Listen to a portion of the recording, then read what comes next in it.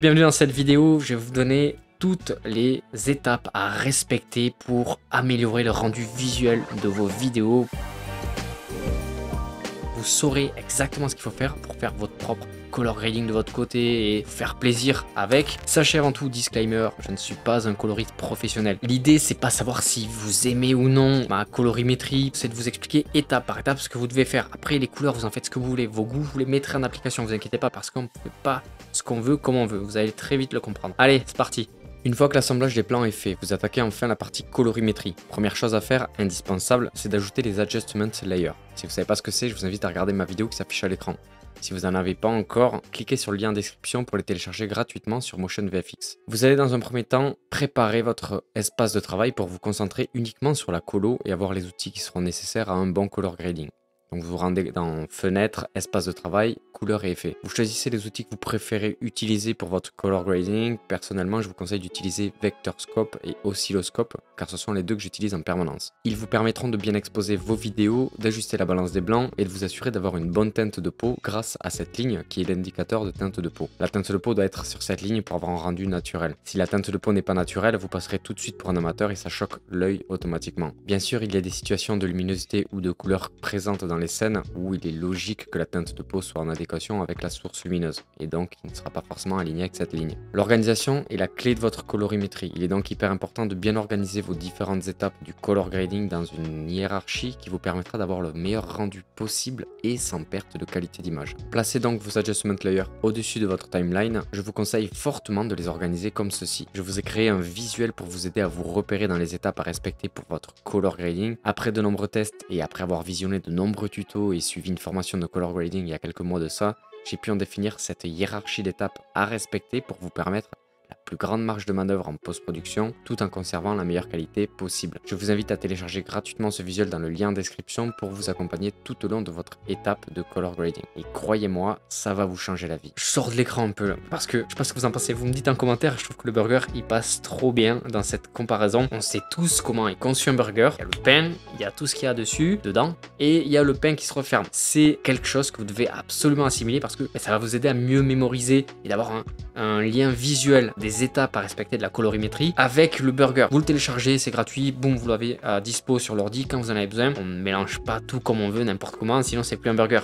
Si on met les deux pains au milieu et la garniture en haut et en bas, c'est plus un burger. Mais là, c'est pareil.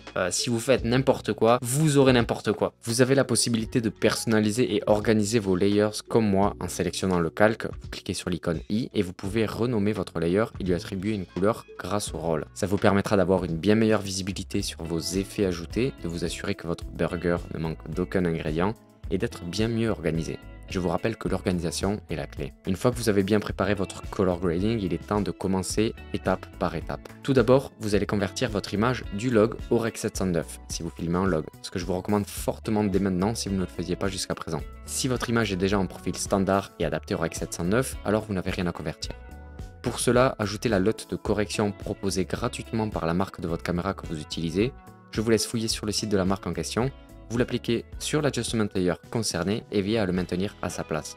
Vous pouvez dès à présent démarrer l'étape de correction colorimétrique, c'est-à-dire le réajustement de l'exposition de chacun de vos plans ainsi que de la balance des blancs. Commencez par la balance des blancs, l'idée est de rendre chacun des plans neutre, de vous assurer que tout ce qui doit être blanc sur votre image soit blanc. L'orientation de couleur se fera plus tard, ne vous en souciez donc pas maintenant. Pour que votre balance des blancs soit neutre, référez-vous au Vector Scope. Je vous conseille d'appliquer un masque de tracé sur un nouveau calque pour ne conserver que la partie blanche de votre image en guise de référence pour le Vector Scope. Vous ajusterez votre balance des blancs grâce à la roue des couleurs ou les autres outils à disposition en ajoutant soit du chaud, soit du froid pour que votre tache blanche présente sur le Vector Scope soit au plus près du centre. Vous répétez l'opération sur chacun de vos plans, ce qui vous permettra d'avoir un rendu final homogène et cohérent lorsque vous allez travailler la colo par la suite. Une fois que c'est fait, vous devez vous assurer que vos plans soient correctement exposés, c'est-à-dire qu'ils ne soient ni sous-exposés, donc trop sombres, ni surexposés, donc trop clairs.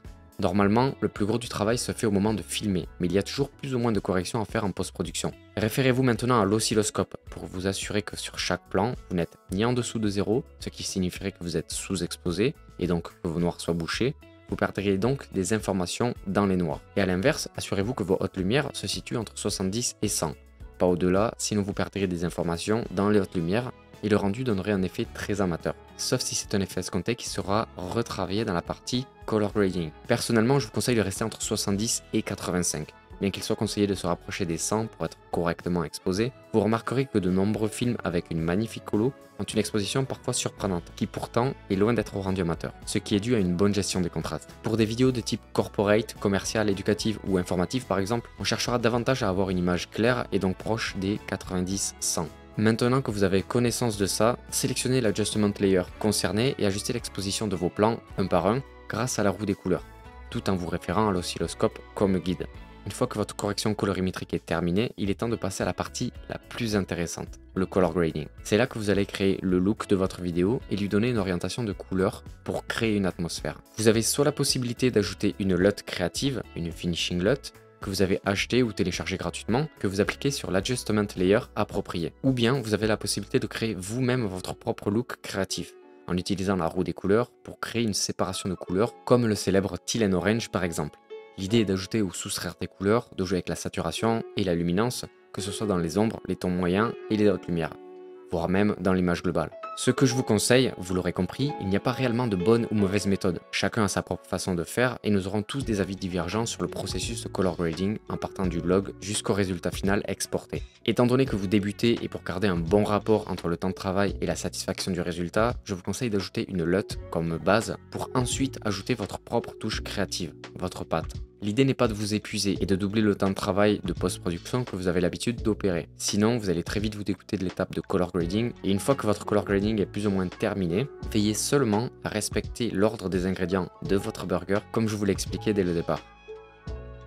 Une fois que votre color grading est plus ou moins terminé, effectuez vos ajustements secondaires sur l'adjustment layer concerné. Servez-vous de l'outil courbe de teinte et saturation pour ajuster la saturation, vos teintes et pourquoi pas ajouter un peu de contraste supplémentaire avec une courbe en S pour créer un rendu fade et des blancs plus gris pour un meilleur rendu sur vos plans légèrement surexposés. C'est donc à cette étape-là que je vous conseille de contrôler vos teintes de peau et de les réajuster dans les courbes de teinte et de saturation. Créez des masques comme pour la balance des blancs pour isoler la peau et ne pas vous faire influencer par le reste de l'image et vous assurer que la teinte se situe bien sur l'indicateur de couleur de peau et ne soit pas trop saturée. Il ne vous reste plus qu'à perfectionner votre colorimétrie en y ajoutant le film look qui va vraiment donner une toute autre dimension à votre vidéo. Donc là, le burger, oui, il est fini. Là, si vous voulez, vous prenez le burger, vous le mangez, il est très bon. Mais la touche finale, c'est quelque chose que moi, j'adore, que je mets dans toutes mes vidéos, que j'adore voir dans les films. Sachez que cette vidéo est en collaboration non rémunérée, c'est-à-dire que je ne suis pas payé. J'ai eu le plugin gratuitement en contrepartie. Je ne vous présenterai pas ce plugin si je ne l'utilisais pas. Je vous le conseillerais pas si c'était de la merde. Franchement, si c'était de la merde, déjà je le mettrais pas dans cette vidéo, je l'utiliserai même pas. Si justement je le présente, c'est parce que c'est depuis que je l'utilise un game changer pour mon processus de color grading et pour surtout le rendu final que j'en obtiens. Vous pouvez très bien vous en passer. J'ai fait ça jusqu'à maintenant, mais je n'ai jamais obtenu un rendu aussi professionnel dans ces éléments-là qu'avec ce plugin et surtout un gain de temps immense. Je vous montre la possibilité que vous avez de touche finale parfaite. Petit grain de sel, la patte de l'artiste, la patte du chef, elle est là. La meilleure solution que j'ai trouvée de mon côté provient d'un seul et unique plugin qui regroupe tous ces effets et bien plus encore. Il s'agit du plugin Enhancer Pro. C'est selon moi le moyen le plus rapide et surtout le plus qualitatif visuellement parlant de créer un film look sur vos vidéos. Enhancer, c'est un plugin d'émulation de film qui va simplement vous aider à recréer un rendu film à vos vidéos tournées avec une caméra numérique. Vous y retrouverez la possibilité de choisir parmi un large choix de profils comme les célèbres Kodak Vision ou bien d'autres qui sont utilisés dans nos films préférés. La partie film compression permet de réduire les blancs ou modifier la densité de couleur dans le profil utilisé. On peut également ajuster le contraste avec plus de précision et dans la section Color Head, travailler la colorimétrie en soustraction de couleurs et ça c'est génial. C'est très facile à comprendre et à utiliser pour donner un look très créatif et satisfaisant à regarder. L'effet grain est personnalisable, ce qui permet de choisir l'intensité, la taille du grain et de réduire son intensité dans les ombres et les tons moyens pour n'en conserver principalement que dans les hautes lumières et donc éviter de donner cette impression qu'il s'agisse de bruit numérique provoqué par la mauvaise qualité de votre caméra. Et là où ça va devenir très intéressant, c'est au niveau des effets halation et bloom. La halation, c'est l'effet de lumière rouge qui apparaît généralement autour des halos lumineux de façon très subtile, mais qui permet de recréer un film look très appréciable. Sur The-Answer, on peut le customiser sans limite pour obtenir l'intensité parfaite pour notre image et utiliser des masques pour voir les zones de l'image qui sont directement affectées. Et on termine avec l'effet que j'ai longtemps recherché dans de nombreux plugins, que j'ai même cherché à recréer manuellement, et je n'avais malheureusement jamais trouvé un outil capable de me satisfaire visuellement pour recréer cette lumière diffuse. Cet effet qui peut également être créé à la prise de vue avec des filtres de type Black Promised par exemple, que j'utilise moi personnellement sur mes caméras. Et vous avez la possibilité d'utiliser aussi le plugin gratuit MDiffuse de Motion VFX qui est un bon compromis. Je vous mets le lien dans la description si ça vous intéresse. Mais l'effet bloom de The-Answer est selon moi le plus facile et qualitatif à appliquer sur vos images. Il est bien entendu possible de le customiser comme tous les autres effets que permettent le plugin The-Answer Pro, que ce soit dans son intensité, sa diffusion, la saturation et la possibilité de contrôler les zones affectées grâce au masque. Vraiment, j'insiste là-dessus, l'effet bloom et l'effet diffuseur, l'effet glow le plus qualitatif que j'ai pu trouver jusqu'à présent sur Final Cut Pro 10. Donc je vous le recommande fortement si c'est ce que vous recherchez depuis comme moi depuis des mois, voire des années. Il y a un des avantages supplémentaires de The-Answer, c'est que tous les effets font partie d'un seul et unique plugin, ce qui permet de ne pas avoir à ajouter un nombre incalculable d'adjustment layers, et ce qui facilite grandement la post-production et permet une fois de plus d'être mieux organisé. The-Answer Pro permet de nombreux effets et d'avantages que je ne passerai pas en revue dans cette vidéo, car ça nécessiterait une vidéo entière pour éplucher toutes les possibilités et les effets qu'on peut obtenir grâce à ce logiciel, à ce plugin, et ce n'est pas le cœur de cette vidéo. L'idée est de vous présenter cette solution qui selon moi est la plus rentable en termes de temps de travail pour la qualité de ces effets utilisés, et c'est un plugin que j'utilise sur toutes mes vidéos depuis que je l'ai, que ce soit sur mes vidéos YouTube, comme sur mes vidéos Instagram, TikTok, ainsi que sur mes vidéos clients, que ce soit des marques ou même pour des vidéos type mariage, comme j'ai pu faire il y a quelques semaines ou quelques mois de ça. Alors oui, c'est un plugin payant qui représente un budget. Je ne suis pas payé pour vous le présenter, je ne vous cache pas que c'est la seule chose qu'on pourrait lui reprocher. Mais avec du recul et compte tenu de l'utilisation que j'en ai et le gain de temps que ça représente pour moi, ça m'a permis d'élever le niveau de mes vidéos. J'en conclus que The-Answer Pro est un investissement largement rentable sur le long terme. En ce qui me concerne, et pour toute personne qui fait de la vidéo son métier ou qui a une pratique régulière. Vous aurez la possibilité de choisir selon des abonnements trimestriels, semestriels, annuels ou même d'acheter le logiciel pour l'avoir à vie. Ce que je vous conseille fortement pour économiser de l'argent dès maintenant parce que vous verrez que vous pourrez difficilement vous en passer une fois que vous l'aurez testé. Si ça vous intéresse d'ailleurs, vous pouvez me le tester gratuitement, vous faire votre propre avis sur le logiciel. Et pour ceux qui souhaitent obtenir le logiciel dès maintenant, vous pouvez bénéficier de 10% sur le plugin avec le code LAFAILLE que je vous affiche à l'écran. Bon, j'espère que cette vidéo vous a servi, vous a plu. J'ai mis des chapitres si jamais il y a des choses qui sont pas très claires ou que plus tard vous voulez revoir. Téléchargez, vraiment, c'est gratuit. Le support visuel que je vous ai préparé avec le burger et ses étapes, vous l'aurez toujours à disposition dans vos étapes de color grading, vous l'aurez à côté, vous vous direz ok bon là qu'est-ce que je dois faire, ah oui c'est vrai il y a ça, attends mais c'est dans quel ordre, oui c'est vrai c'est ça. Croyez-moi, je suis passé par les étapes d'apprentissage de color grading, je le suis encore dans DaVinci avec des trucs vraiment très poussés, carrés, où des fois je me dis merde mais c'est dans quel ordre ça. Là, vous avez ça tout le temps à côté, vous ne pouvez pas vous tromper, et au moins après vous pouvez bidouiller, mais vous savez que vous êtes dans le vrai. Il y a tout ce que vous voulez dans la description, que ce soit ça, ce support visuel du burger. Vous avez mon module complet sur la théorie des couleurs pour apprendre à utiliser, savoir comment utiliser les couleurs et pourquoi le faire. Vous avez le lien d'affiliation pour The-Answer Pro si ça vous intéresse. Vous avez le lien pour les plugins Motion VFX. Vous avez les liens d'affiliation pour Artlist. Vous êtes curieux, je vous laisse fouiller. S'il y a des choses que vous avez envie de savoir, vous mettez en commentaire, vous mettez vos ressentis, vos avis, si vous avez apprécié. Si... Bon, bah écoutez, bonne fin de journée et on se retrouve dans la prochaine vidéo. Allez, ciao, ciao. J'ai pris des notes.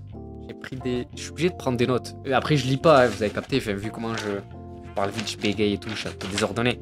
Je lis pas, je peux pas lire. Mais je suis obligé de prendre des notes, sinon cette vidéo, c'est un short film, quoi. C'est même un long métrage, quoi. Le truc, c'est un film, quoi, en fait. Un film qui explique comment avoir un rendu de film.